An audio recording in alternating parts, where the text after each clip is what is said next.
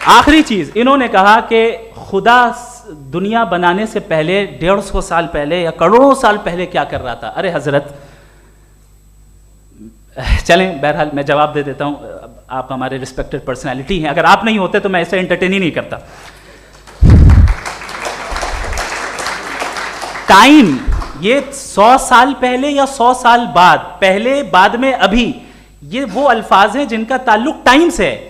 Time शुरू ही हुआ है यूनिवर्स की बिगिनिंग के बाद, तो उसके पहले खुदा क्या कर रहा था, सवाल इलॉजिकल है, ये फेलेसी है। यानी आप ये कह रहे हैं कि यूनिवर्स के बनने से पहले खुदा क्या कर रहा था, टाइम के बनने से पहले, पहले का ताल्लुक टाइम से, टाइम उस वक्त था ही नहीं, तो ये सवाल ही इनवैलिड है खुदा के ताल्लुक से। दूसरी चीज, आर्ग्यूमेंट ऑफ कंटिंजेंसी जो मैंने आपके सामने पेश की है, आपने बार बार ये प्रूफ किया और ये कह रहे हैं कि गॉड ऑफ गैप्स। देखिए, पहले नहीं मालूम था, साइंस ने कर दिया। सिंपल की मिसाल से मैं समझा देता हूं। जिस गैप्स की आप बात कर रहे हैं ना, साइंस उन गैप्स को जिन चीज के जरिए भी प्रूव करेगा वो कॉन्टिंजेंट ही होगा, अब चाहे वो फोर्स हो, मैटर हो या एनर्जी हो। लिहाजा सवाल हमारा उस वक्त भी वैलिड होगा जब तक कि आप नेसेसरी बीइंग पे ना आ जाएं, और इन्फिनिट रिग्रेस पॉसिबल नहीं है of causes in practical world, तो जाहिर है कहीं रुकना पड़ेगा, जहां रुकेंगे वही खुदा है।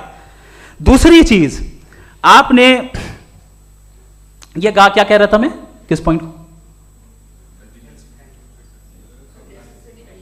What?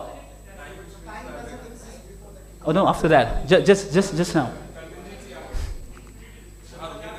हाँ, जहां रुकेंगे वही खुदा है। बहरहाल, तो टाइम का जिक्र हो गया, गॉड ऑफ गैप, सॉरी, या इसकी एक मिसाल आप ले लें।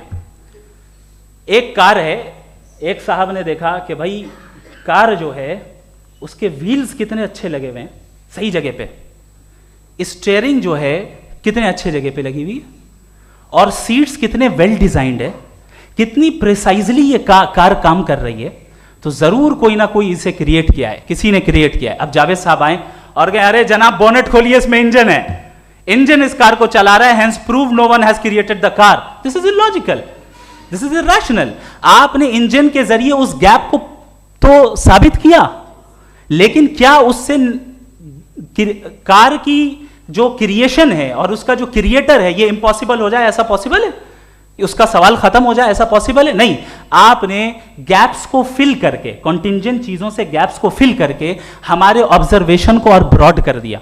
अब हमें और पता चल गया कि ये जो कार है इसका सिस्टम कितना ज्यादा कॉम्प्लेक्स है। पहले कम समझते थे, अब कॉम्प्लेक्सिटी और ज्यादा वाजे हो गई। अब हमें समझ में आ रहा है कि हमारी सर्टेनिटी और बढ़ गई कि जरूर इस कार को किसी ना किसी ने बनाया। यही मामला यूनिवर्स का है। साइंस हमेशा फिजिकल वर्ल्ड की चीजों को ही फिल करती जाएगी और फिजिकल चीजों से ही करती जाएगी, चूंकि एम्पेरिकल एविडेंस का ताल्लुक फिजिकल वर्ल्ड से है। आप साइंस के जरिए मेटाफिजिकल रियलिटी को कभी साबित नहीं कर सकते। ये रॉन्ग टूल का इस्तेमाल करना है। ये वही काम है कि आप मेटल डिटेक्टर से प्लास्टिक डिटेक्टर करने चलें, जो कि जाहिर है सही नहीं है।